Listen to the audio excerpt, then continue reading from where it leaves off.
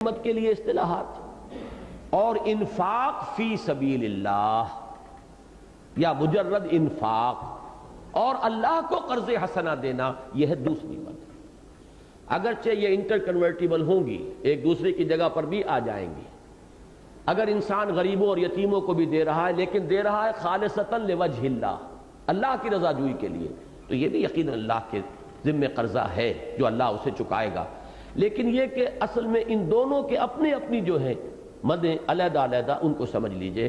یہی وجہ ہے کہ یہاں پر اس آیت میں ان دونوں کو جمع کر دیا گیا۔ ان المصدقین والمصدقات واقرضوا اللہ قرضا حسنا، جہاں تک وہ دل کی نجاست کو دھونے کا تعلق ہے، دونوں کی تاثیر جو ہے وہ اپنی جگہ مسلم ہے۔ لہذا جو سلوک قرآنی کا معاملہ آیا تو اس میں ان دونوں کو جمع کر دیا گیا۔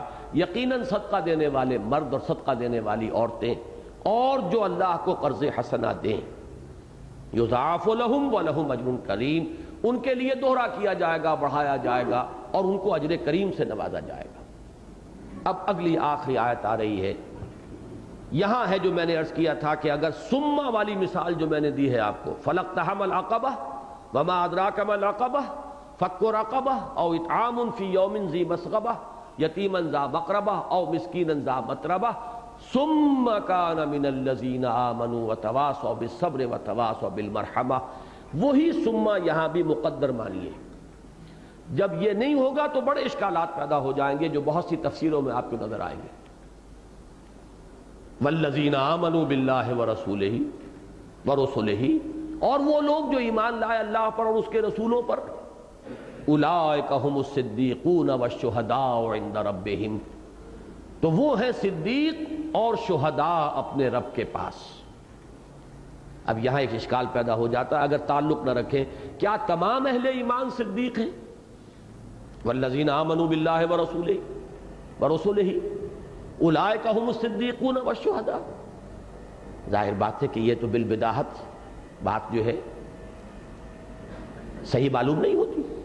یہ تو مراتب ہے، صدیقیت بہت اونچا مرتبہ ہے، شہادت کا بہت اعلیٰ رتبہ ہے۔ یہ اس قرآن مجید کی اصطلاحات ہیں، ان کو یہاں لغوی مفہوم کے اوپر ہم قیاس نہیں کر سکتے۔ سورہ انعام میں فرمایا، سورہ نساء میں فرمایا وَمَن يُطِعِ اللَّهَ وَالرَّسُولَ فَأُولَٰئِكَ مَعَ الَّذِينَ أَنْعَمَ اللَّهُ عَلَيْهِم مِّنَ النَّبِيِّينَ وَالصِّدِّيقِينَ وَالشُّهَدَاءِ وَالصَّالِحِينَ وَحَسُنَ أُولَٰئِكَ رَفِيقًا۔ جو لوگ اللہ اور اس کے رسول کی اطاعت پر کاربند ہو جائیں گے، انہیں معیت حاصل ہوگی کن کی؟ جن پر اللہ کا انعام ہوا، اور وہ کون ہیں؟ انبیاء ہیں، صدیقین ہیں، شہداء ہیں اور صالحین ہیں۔ یہ چار درجے قائم کر لیجئے۔ بلند ترین درجہ نبوت، وہ دروازہ ہی بند ہو گیا، آؤٹ آف باؤنڈز۔ پہلے بھی کسبی نہیں تھا، اپنی محنت سے حاصل نہیں کیا جا سکتا تھا، خالص وہبی تھا، اور اب تو اس کا دروازہ ہی بند۔ سب سے نیچے صالحین، عام اہل ایمان، صالحین مومنین صادقین۔ درمیان میں دو رتبے ہیں، نبوت کے ساتھ بالکل ملحق رتبہ ہے صدیقیت کا۔ یہی وجہ ہے کہ افضل البشر بعد الانبیاء بالتحقیق ابو بکر الصدیق رضی اللہ عنہ۔ حضرت یوسف علیہ السلام کے لیے بھی لفظ صدیق آیا، یوسف ایھا الصدیق۔ اور یہی بات نوٹ کیجئے کہ خواتین کے لیے سب سے اونچا رتبہ ہی ہمیشہ سے صدیقہ رہا ہے، نبوت خواتین کے لیے ہے ہی نہیں۔ امہ صدیقہ، حضرت عیسیٰ کی والدہ حضرت مریم سلام علیہا صدیقہ تھی، اس لیے کہ اس سے اوپر کا ان کے لیے رتبہ ہی نہیں، نبوت اور رسالت پر وہ سرفراز نہیں کی گئی۔ صدیقیت بلند ترین مقام ہے، اور ہماری اس امت میں امت محمد صلی اللہ علیہ وسلم کی صدیقۃ الکبریٰ حضرت خدیجہ ہیں رضی اللہ تعالیٰ عنہ۔ ان کے نام کا ہی جز بن گیا ہے کبریٰ، الصدیقۃ الکبریٰ ہے اصل میں۔ سب جیسے الصدیق الاکبر ہے حضرت ابو بکر صدیق رضی اللہ تعالی عنہ، ایسے ہی الصدیقۃ الکبریٰ ہے حضرت خدیجہ۔ ویسے یہ کہ حضرت عائشہ صدیقہ یہ ٹھیک ہے، لیکن یہ کہ اس میں اونچا بلند ترین مقام جو ہے خواتین میں وہ حضرت خدیجہ کا، اس میں کوئی شک نہیں۔ تو یہ صدیقیت جو بہت قریب مقام ہے نبوت کے، اس سے پھر ملحق ہے نیچے درجہ شہادت کا ہے۔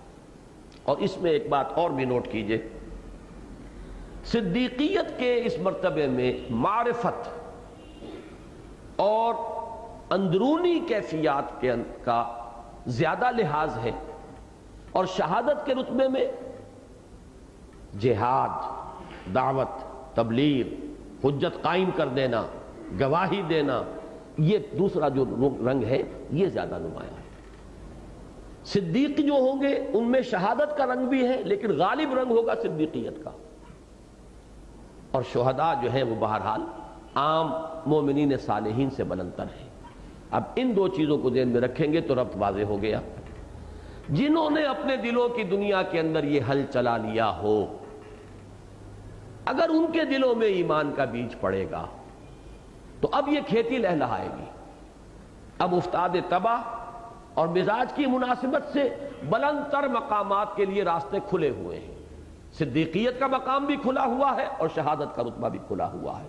یہ انسان حاصل کر سکتا ہے اپنی اپنی محنت، اپنی اپنی کوشش، اپنی اپنی مزاج اور استاد طبع کی مناسبت سے۔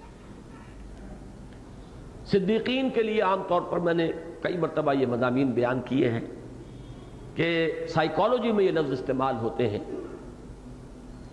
کہ کچھ لوگ ہوتے ہیں جن کا مزاج کچھ باہر کی طرف، خارج کی دنیا کے ساتھ دلچسپی زیادہ ہوتی ہے۔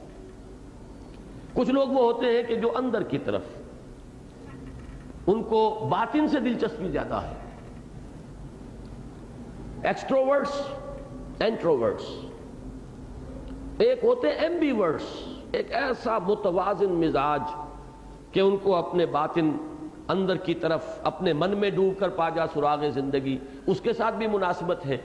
فکر، سوچ، غور و فکر، اس کے ساتھ بھی طبیعت کی مناسبت ہے، اور ان کی اندر فعالیت یہ بھی موجود ہے، قوت فعلی جو ہے اور اقدام کرنے کی صلاحیت یہ بھی موجود ہے۔ تو ایسے لوگ بڑے شاذ ہوتے ہیں۔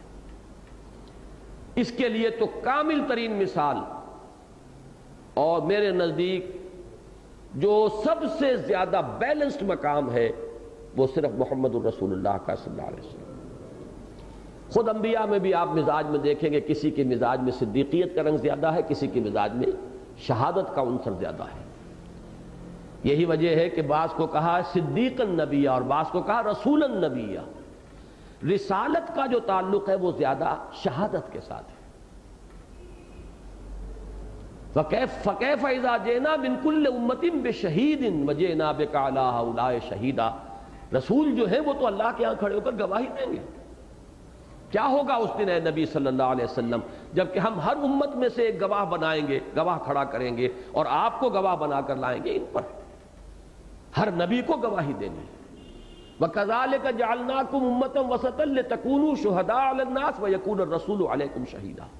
تو دعوت، تبلیغ، اتمام حجت، اس میں تن من دھن لگا دینا، اس کی نسبت اور مناسبت ہے شہادت کے ساتھ، اور ایک سوز باطنی، عشق الہی، اور ایک اندرونی کیفیات، اللہ پر توکل، اللہ کے ساتھ ایک باطنی تعلق، ان کا جو ہے معاملہ اور مناسبت وہ ہے صدیقیت کے ساتھ۔ اب یہ جیسا کہ میں نے عرض کیا ہے، خدا پنج انگشت یکساں نہ کرتا، اللہ نے بڑے مختلف مزاج بنائے ہیں، بڑی مختلف طبائع پیدا کی ہیں، ہر گلیرا رنگ و بوئے دیگر است۔ ایک مزاج ہے ابو بکر صدیق اور عثمان غنی کا رضی اللہ تعالی عنہما، ایک مزاج ہے عمر فاروق اور حضرت حمزہ کا رضی اللہ تعالی عنہما۔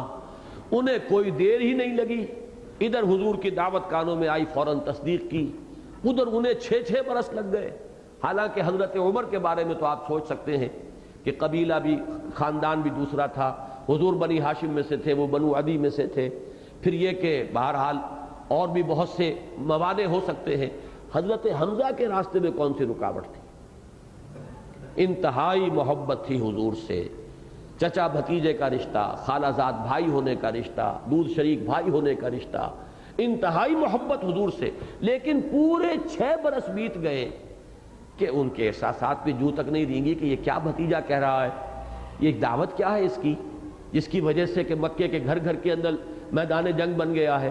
کوئی سوچ ہی نہیں، وہی اپنے سیر و شکار سے دلچسپی ہے، تیر کمان ڈالا ہے کندھے پر، نکل گئے ہیں کئی دن۔ جو نقشہ بعض روایات جو ہے ان میں حضرت اسماعیل علیہ السلام کا نظر آتا ہے، وہ اسی کا ایک عکس حضرت حمزہ کی ذات میں نظر آتا ہے، ان کی شخصیت کے اندر، ان کے مزاج کے اندر توجہ ہی نہیں ہوئی، اس لیے کہ غور اور فکر کا جو ہے طبیعت کے اندر فطری میلان نہیں ہے۔ ابو بکر صدیق اور جو بہت سے صدیقین تھے جو فوراً ایمان لے آئے ہیں، وَإِذَا سَمِعُوا مَا أُنزِلَ إِلَى الرَّسُولِ، ان کا حال یہ ہوا کہ ربنا اننا سمعنا منادیا ینادی للایمان ان آمنوا بربکم فآمنا، جیسے کہ ایک مثال سادہ سی ہے کہ وضو کر کے کوئی شخص بیٹھا ہوا ہو تو جیسے ہی اذان کی آواز آتی ہے چل پڑتا ہے آدمی مسجد میں، اس طریقے سے کچھ لوگ گویا کہ منتظر بیٹھے تھے کہ جیسے ہی پکار آئے وہ فوراً آگے چل پڑیں گے۔ اس کی وجہ کیا ہے؟ ان کے اپنے اندر سوچ کا، فکر کا مادہ تھا، طبیعت انتہائی صالح تھی، فطرت سلیم تھی، عقل جو ہے وہ اپنے پوری صحت اور سلامتی کے اوپر کام کر رہی تھی، لہذا فوراً بات آئی، جیسے کہ سورہ نور کے اندر تمثیل کے اندر نقشہ کھینچا گیا ہے، یکاد زیتھا یضیء ولو لم تمسسہ نار، وہ اتنا صاف اور شفاف روغن ہے کہ بھڑک اٹھنے کو بیتاب ہے، چاہے ابھی آگ نے اسے چھوا بھی نہ ہو، نغمے بیتاب ہے تاروں سے نکلنے کے لیے۔ ایک یہ کیفیت ہوتی ہے، ایک یہ کہ کچھ ہے اوپر زنگ ہے، گردہ ہے، ہٹانا پڑے گا، کچھ صاف کرنا پڑے گا، کچھ محنت کرنی ہوگی، وہ بات سمجھانی ہوگی، پھر رفتہ رفتہ سمجھ میں آ جائے گی۔ لیکن ایسے لوگوں میں کثیر تعداد ایسوں کی ہوتی ہے جس کے بارے میں حضرت مسیح نے فرمایا کہ بہت سے ایسے ہیں جو بعد میں آتے ہیں لیکن پہلوں سے کہیں آگے نکل جاتے ہیں، اس لیے کہ ان میں قوت فعالی جو ہے وہ بہت ہوتی ہے، طاقت ہے، قوت ہے، چونکہ وہ مزاج ہی اس طرح کا ہے، جیسے کہ جس کی عمدہ ترین مثال حضرت عمر ہے رضی اللہ تعالیٰ عنہ۔ ایمان لانے میں 6 برس لگ گئے ہیں، لائے بھی ہیں تو جذباتی اپیل سے ایمان لائے ہیں، کوئی سوچ سمجھ کر غور و فکر والی بات جو تھی وہ نہیں تھی، بلکہ یہ کہ دیکھا بہن کا معاملہ صنف نازک ہے اور کوہ ہمالیہ کی طرح کھڑی ہوئی ہے کہ عمر چاہے ہلاک کر دو ہم اب اس دین کو ہاتھ سے دینے والے نہیں ہیں۔ ایک دم آدمی سوچ میں پڑ گیا، بات کیا ہے؟ یہ جذباتی اپیل ہے۔ حضرت حمزہ کے بھی ایمان لانے میں اصل شے جذباتی اپیل تھی کہ لونڈی نے کہا ہے کہ آج تو ابو جہل نے آپ کے بھتیجے کے ساتھ بہت ہی برا سلوک کیا ہے، بس وہ محبت جو اندر تھی وہ سوئی ہوئی تھی، جاگ اٹھی، آئے ہیں اور سیدھے جا کے اس سے للکارا ہے اور کمان دے کر ماری ہے، سر پھاڑ دیا ابو جہل کا، اور کہا یہ ہے کہ آئندہ اگر ایسی حرکت کی تو مجھ سے برا نہیں ہوگا، اور ایسے ہی فوراً اچھا ٹھیک ہے میں اس پر ایمان لایا، آؤ میدان میں مقابلہ کرو۔ یہ انداز ہے حضرت حمزہ کا۔ تو یہ صدیقین اور شہداء یہاں پر ایسے سرسری طور پر گزر جانے والی بات نہیں ہے۔ اور یہ آیت یہاں کیوں آئی؟ ان والذین آمنوا باللہ ورسولہ، یہاں صرف واو سے اس حقیقت کو نمایاں کیا گیا ہے جو سورہ بلد کے اس مقام میں لفظ ثم سے آیا ہے۔ یہ مغالطہ نہ ہو کہ یہ صرف نئے اہل ایمان کا معاملہ ہو سکتا ہے۔ جو تقریریں میں کر رہا ہوں آج کل حقیقت ایمان پر مسجد دارالسلام میں، ان میں بار بار میں نے یہ بات واضح کی ہے، پہلے سے ایک شخص مسلمان پیدا ہوا ہے، ایک تقلیدی ایمان تو اس میں ہے، ایک تقلیدی اور غیر شعوری مانتا ہے۔ فرض کیجئے ایک شخص بچپن سے نماز بھی پڑھ رہا ہے، آخر یہ نمازیں کہیں اکارت تو نہیں گئی، اس کا کوئی نہ کوئی عکس اس کے باطن میں پڑا ہے، لیکن یہ ابھی غیر شعوری اور تقلیدی ایمان ہے۔ ایک وقت آتا ہے کہ وہ جاگتا ہے اور شعور کے ساتھ ایمان لاتا ہے۔ یہ شعور کے ساتھ ایمان لانا اور پھر ایک فیصلہ کرنا کہ اب ہرچہ باد آباد ماں کشتی دراب انداختیم، اب میں نے اللہ کو مانا ہے تو ایسے مانوں گا جیسے ماننے کا حق ہے، اب میں نے رسول کو مانا ہے تو ایسے مانوں گا جیسے کہ رسول کو ماننے کا حق ہے۔ یہ جو شعوری ایمان ہوتا ہے، اس کے ضمن میں یہ بات سمجھ لیجئے، اگر اس وقت بھول چوک ہو گئی اور مال کی محبت کی کثافت اور نجاست کو دل سے نہیں نکالا تو بھی گاڑی نوکنگ کرے گی، بریک لگا رہے گا، آگے نہیں چل سکے گا۔ اس کے لیے بھی لازم ہے کہ اب سلوک قرآنی کی اس پہلی شرط لازم کو پورا کیا جائے، مال کو دیا جائے، خرچ کیا جائے، لگایا جائے اللہ کی راہ میں۔ اس سے اصل میں وہ کثافت جو ہے اندر کی صاف ہوگی کہ اب پھر ایمان کی کھیتی جو ہے لہلہائے گی، اس لیے کہ نجاست جو ہے وہ نکل چکی ہے، زمین کی تطہیر ہو چکی ہے، اب اس میں ایمان کا بیج پڑے گا۔ ثم کان من الذین آمنوا وتواصوا بالصبر وتواصوا بالمرحمہ، یہ ربط ہے اس کا ان المصدقین والمصدقات واقرضوا اللہ قرضا حسنا یضاعف لهم وَلَهُمْ أَجْرٌ كَرِيمٌ وَالَّذِينَ آمَنُوا بِاللَّهِ وَرُسُلِهِ أُولَٰئِكَ هُمُ الصِّدِّيقُونَ وَالشُّهَدَاءُ عِندَ رَبِّهِمْ۔ اس آیت کے بارے میں تو یہ چاہتا ہوں کہ آپ اس درس کے ساتھ ساتھ اللہ تعالیٰ آپ کو توفیق دے، آپ کچھ تفاسیر دیکھیے، اسی میں پھر تقابل آپ کر سکیں گے کہ کیا کیا باتیں وہاں آئی ہیں، یہاں کیا چیز کس بات کی طرف توجہ دلائی گئی ہے۔ ایک یہاں پر اور بھی کافی اختلاف والی بات رہی ہے، بعض حضرات کے نزدیک صدیقون پر جملہ ختم ہو جاتا ہے، والذین آمنوا باللہ ورسلہ اولئک ھم الصدیقون، جملہ ختم۔ آگے نیا جملہ شروع ہو رہا ہے والشہداء عند ربہم۔ اب یہ شہداء جو ہے یہاں پر پھر مبتدا بنے گا، اور یا تو اس کی خبر ہوگی عند ربہم، اور یا یہ صفت بنے گا اور شہداء موصوف، اور لہم اجرہم و نورہم یہ خبر بنے گی۔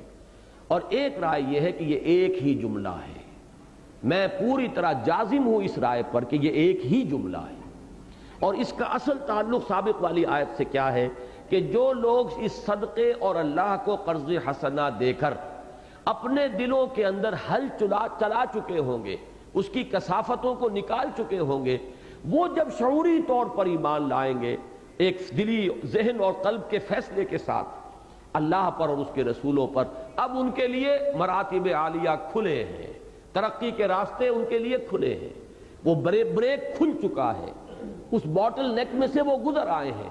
اب یہ معاملہ ہوگا افتاد طبع کے اعتبار سے، کسی کے مزاج میں دروں بینی زیادہ ہے، کسی کے مزاج کے اندر خارج سے دلچسپی زیادہ ہے، کوئی ایکسٹروورٹ زیادہ ہے، کوئی انٹروورٹ زیادہ ہے، کسی کے اندر قوت فعلی زیادہ ہے، کسی کی قواعد فکریہ زیادہ ہیں، تو اپنے اپنے افتاد طبع کے اعتبار سے اب صدیقیت اور شہادت کے مقامات تک رسائی حاصل ہو جائے گی۔ یہ ہے اس آیت کا اور بالکل ایک جملے کی حیثیت سے مفہوم، اور ان چاروں آیات کے ساتھ اس کا جڑ کر جو تعلق چلا آ رہا ہے، اسی لیے میں نے ان چاروں کے لیے ایک عنوان معین کیا، اور وہ ہے سلوک قرآنی۔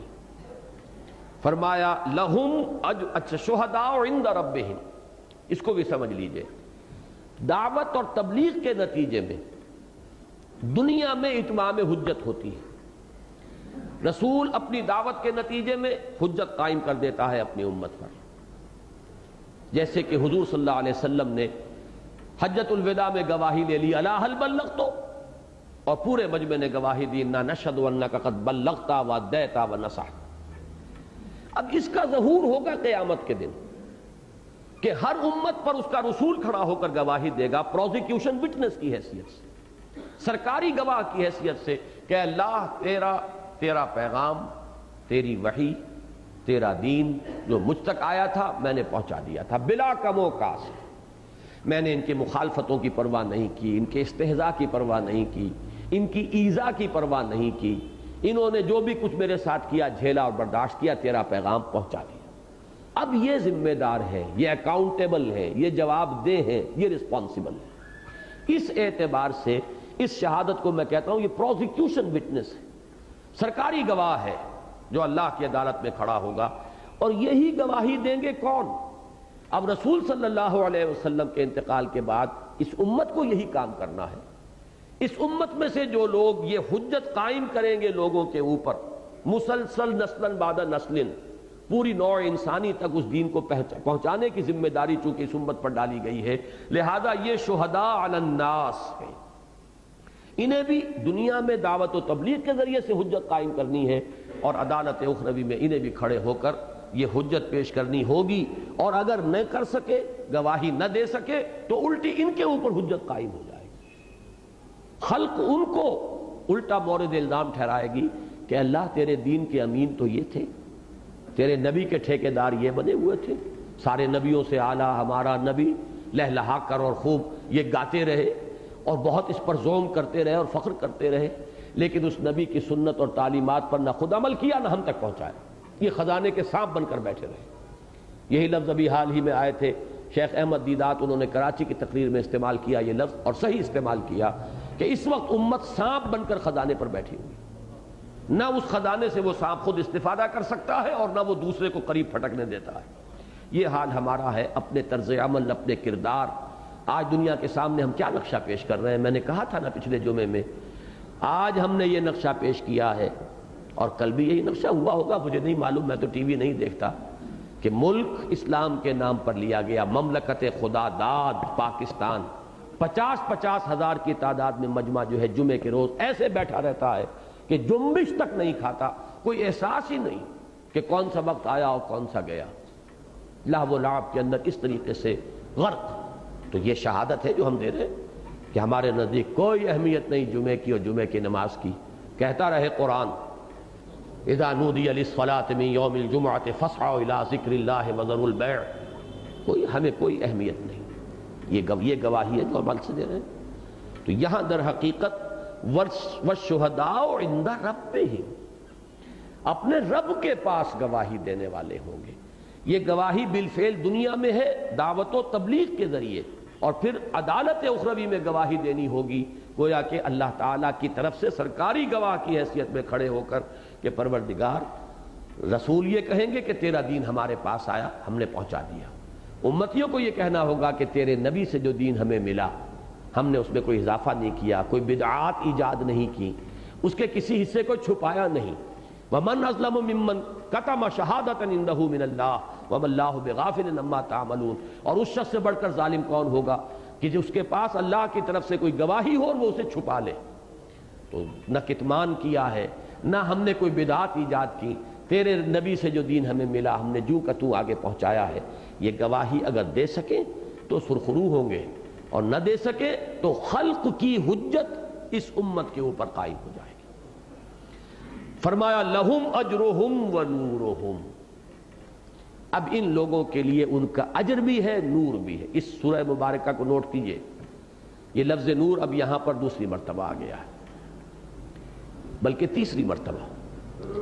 پہلے آیا تھا نور میں نکال کر لانے والی، اندھیروں سے نکال کر لانے والی یہ آیات بینات ہیں۔ هو الذی ینزل علی عبدہ آیات بینات لیخرجکم من الظلمات الی النور، وہی ہے اللہ جو اپنے بندے پر صلی اللہ علیہ وسلم یہ روشن آیات نازل فرما رہا ہے تاکہ وہ نکالے تمہیں اندھیروں سے نور کی طرف۔ دوسری مرتبہ ذکر آیا میدان حشر میں اہل ایمان کو نور عطا ہوگا، یسعی نورہم بین ایدیہم و بایمانہم۔ وہ حدیث میں پچھلی مرتبہ بیان کر چکا ہوں کہ یہ اس میں درجات ہوں گے، یہ ایک جیسا ہی نہیں ہوگا سب کا نور۔ حضور نے فرمایا کسی کو اتنا نور ملے گا کہ جس سے مدینے سے اور صنعاء تک روشنی ہو جائے، کسی کی روشنی عدن تک پہنچ رہی ہوگی، کسی کی اس سے کم ہوگی، اور کسی کو اتنا نور ملے گا کہ بس اس کے قدموں کے آگے روشنی ہو جائے۔ اور میں اپنے وہ الفاظ پھر دہرا رہا ہوں، بڑا خوش قسمت ہوگا وہ شخص بھی اس دن جسے اتنی ہی روشنی مل جائے کہ اس کے قدموں کے آگے روشنی ہو جائے، جس سے وہ اس کٹھن منزل سے گزر جائے۔ جیسے ایک ٹارچ کی روشنی سے بھی انسان کوئی نہ کوئی کسی پگڈنڈی سے سلامتی کے ساتھ گزر جاتا ہے۔ بہرحال وہ اس کا نقشہ کھینچا گیا ہے سورہ تحریم میں، جو اس سلسلے کی آخری صورت ہے۔ جن کو یہ نور کم ملا ہوا ہوگا وہ اللہ سے دعائیں بھی کر رہے ہوں گے، یقولون ربنا اتمم لنا نورنا واغفر لنا انک علی کل شیء قدیر، اور وہ یہ کہتے ہوں گے اے رب ہمارے اس نور کو بھی کامل فرما دے، خاص اپنے فضل سے۔ ہماری کوتاہی رہی، ہماری کمیاں رہی، ہماری تقصیر رہی، ہم یہ نہیں کہتے کہ تو نے ہمارے ساتھ ناانصافی کی، ہماری ہی کمیاں اور کوتاہیاں اور کمزوریاں تھیں، لیکن تو اپنے فضل سے اتمم لنا نورنا واغفر لنا، ہماری ان خطاؤں اور کوتاہیوں اور تقصیروں کو معاف فرما دے اور اپنے فضل سے اس نور کا اتمام فرما دے۔ تو یہ دوسری تھی بات، اور تیسری مرتبہ یہاں آ گیا لہم اجرہم و نورہم۔ چوتھی مرتبہ پھر یہ لفظ نور آئے گا اس سورہ مبارکہ کے آخر میں، یا ایھا الذین آمنوا اتقوا اللہ وآمنوا برسولہ یؤتکم کفلین من رحمتہ ویجعل لکم نورا تمشون بہ ویغفر لکم۔ تو یہ اس سورہ مبارکہ میں خاص طور پر اس کو نوٹ کیجئے، اس نور کا ذکر جو ہے بار بار آ رہا ہے۔ لہم اجرہم و نورہم، ان کے لیے ہے ان کا اجر بھی ان کا نور بھی۔ والذین کفروا وکذبوا بآیاتنا، اور وہ لوگ کہ جنہوں نے چھپایا اور دبایا اور جھٹلایا ہماری آیات کو۔ یہ دو الفاظ بھی آتے ہیں تو یہ ایسے ہی نہیں آتے، جیسے ہم کہہ دیتے ہیں گورا چٹا یا اور اس طرح کے الفاظ صرف بات میں زور دینے کے لیے، ایسا نہیں ہے۔ بلکہ ان دونوں کا اپنا اپنا محل ہے. جیسے میں نے رؤوف اور رحیم کی آپ کے سامنے بڑی تفصیل سے وضاحت کی تھی. کفر کے اصل معنی ہے دبا دینا، چھپا دینا. اسی لیے یہ لفظ کفار آیا ہے قرآن مجید میں. یعجب الکفارا، اگلے سبق کے اندر یہ لفظ آ رہا ہے. کاشتکار جو ہے اس کے لیے یہ لفظ آتا ہے، اس لیے کہ وہ بیج کو زمین میں چھپاتا ہے. کفر کے معنی دبا دینا، چھپا دینا. مقابلے کا لفظ ہے شکر، ظاہر کرنا. آپ کے اوپر کسی نے احسان کیا، اس احسان کے لیے کہ رد عمل میں ایک شکر کا جذبہ دل میں ابھرا، آپ نے اسے ظاہر کیا، یہ ہے شکر. اور اس کو دبا دیا، آپ کو زبان سے اس کا شکریہ ادا کرنے کی توفیق نصیب نہیں ہوئی، یہ ہے کفران نعمت. تو کفر اور شکر یہ مقابلے کے الفاظ ہیں. تو کفر اصل میں کیا ہے کہ ایمان کی جو گواہی ہماری فطرت میں موجود ہے، پھر یہ گواہی جاگتی ہے جبکہ وحی کا نور سامنے آتا ہے اور وحی کی دعوت سامنے آتی ہے تو فطرت گواہی دیتی ہے کہ یہ حق ہے. ایک طرف ایک انسان اس گواہی کو دباتا ہے، اپنی فطرت کی اس پکار کو دباتا ہے. یا جیسے مثلا کوئی برا کام کوئی شخص کر رہا ہے، اس کا ضمیر ملامت کر رہا ہے، وہ اپنے ضمیر کو دباتا ہے، کچلتا ہے. اور یہ ضمیر کا کچلنا اور دبانا اس انتہا تک بھی پہنچ جاتا ہے کہ پھر ضمیر کی موت واقع ہو جاتی ہے. جیسا کہ میں عرض کر چکا ہوں، پھر وہ ملامت بھی نہیں کرتا، وہ اندر سے ختم ہو جاتا ہے. اسی طریقے سے فطرت کے اندر سے جو گواہی برآمد ہوتی ہے، اللہ کی معرفت، اللہ کی ربوبیت، الست بربکم قالوا بلا، جو عہد کر کے ہم آئے تھے، جو ہماری روح کے اندر مضمر ہے، اس کی گواہی کو دبانا. اور اگر آیات قرآنیہ سے، وحی کی روشنی سے وہ اجاگر ہو تو ان کو پھر بھی کسی تعصب کی وجہ سے، کسی مصلحت کی وجہ سے اس کو چھپانا، یہ کفر ہے. اور اس سے اگلا مرحلہ کیا ہے؟ جھٹلانا. نبی آیات بینات کے ذریعے سے حق کی دعوت دے رہا ہے، اب یہ ڈھٹائی کی انتہا ہے کہ نہیں تم غلط کہہ رہے ہو، یہ نہ تمہارے اوپر کوئی وحی نازل ہوئی ہے، نہ یہ اللہ کا پیغام ہے. اندر سے اپنی فطرت کی گواہی کو دبا رہا ہے، باہر سے تکذیب کر رہا ہے اللہ کی آیات کی. ان دونوں چیزوں کے مجموعے سے گویا کہ یوں سمجھیے کہ اس کا جرم جو ہے اپنی شناعت کے اعتبار سے آخری درجے کو پہنچ گیا. والذین کفروا وکذبوا بآیاتنا، اور وہ جنہوں نے اپنی فطرت کی گواہیوں کو، اندرونی آواز کو. میں ایک لفظ یاد آیا ہے مجھے، اگرچہ اس شخص کا لفظ ہے کہ جس کے بارے میں ہم میں سے اکثر کی رائے اچھی نہیں ہوگی، لیکن لفظ بڑا مناسب ہے، مائی انر وائس. یہ بہت سے حضرات کو یاد آ گیا ہوگا کہ یہ لفظ کون استعمال کیا کرتا تھا. ایک اندرونی آواز ہوتی ہے. اب اس شخص نے اسے صحیح استعمال کیا یا غلط استعمال کیا وہ جانے، لیکن واقعہ یہ ہے کہ فطرت کی آواز ہے، ضمیر کی آواز ہے، اندر سے فطرت گواہی دیتی ہے. انسان کی روح کے اندر معرفت رب اور محبت خداوندی مضمر ہیں. انسان در حقیقت جب خواہشات اور شہوات اور جذبات کی وہ پیروی کرتا ہے تو اپنے اندر کی ان گواہیوں کو دباتا ہے. اور دوسرے درجے میں جب خارج سے کوئی دعوت حق ان گواہیوں کو ابھارنا چاہتی ہے تو وہ ڈھٹائی کے ساتھ اس کو رد کرتا ہے اور ان کا انکار کرتا ہے. یہ ہے گویا کہ ظلمات بعضها فوق بعض. جب اندر کی فطرت کی آواز کے ساتھ باہر کی طرف سے جو اس کی توثیق کے لیے دعوت آئی اس کو بھی قبول کر لیا، یہ ہے نور علی نور یہدی اللہ لنورہ من یشاء ویضرب اللہ الامثال للناس واللہ بکل شیء علیم. اور وہ کیفیت، اندر کی آواز کو دبایا، باہر کی دعوت کو رد کیا اور جھٹلایا. یہ دو طرفہ کام ہے، ظلمات بعضها فوق بعض. تو فرمایا والذین کفروا وکذبوا بآیاتنا، اور وہ لوگ کہ جو چھپائیں گے، دبائیں گے اور جھٹلائیں گے ہماری آیات کو، اولئک اصحاب الجحیم، وہ جہنمی ہوں گے، وہ اس کے اندر ہمیشہ ہمیش رہیں گے. یہ 4 آیات تھیں جو آج ہم چاہتے تھے کہ ہم ان کا مطالعہ مکمل کر لیں. میں دوبارہ عرض کر رہا ہوں کہ ان کے لیے مناسب ترین اور موضوع ترین عنوان ہے سلوک قرآنی، اس لیے کہ اس کے ہدف بھی معین ہو گئے، اس لیے کہ کوئی شخص بھی اب نبوت کا تو کوئی اپنے اندر جو ہے امنگ نہ رکھے، وہ تو گیا. بلکہ پہلے بھی جیسا کہ میں نے عرض کیا وہ کسبی شے نہیں تھی، وہ وہبی ایک مقام اور مرتبہ تھا. محمد الرسول اللہ کے بعد اس کا دروازہ بند ہو چکا. البتہ صدیقیت اور شہادت کے مقامات بلند موجود ہیں. اپنی اپنی ہمت ہے، اپنی اپنی کوشش ہے، اپنی اپنی مناسبت تباہ کے اعتبار سے یہ راستہ یا وہ راستہ کھلا ہوا ہے۔ اس میں اصل شے کیا ہے؟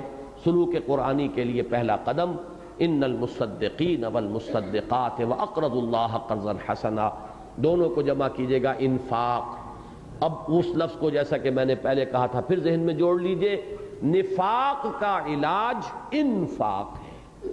نفاق ایک مرض ہے، ایک بیماری ہے، اس کا علاج ہوگا انفاق سے۔ اگرچہ حروف اصلیہ ایک ہی ہیں لیکن معنی میں زمین و آسمان کا فرق ہے۔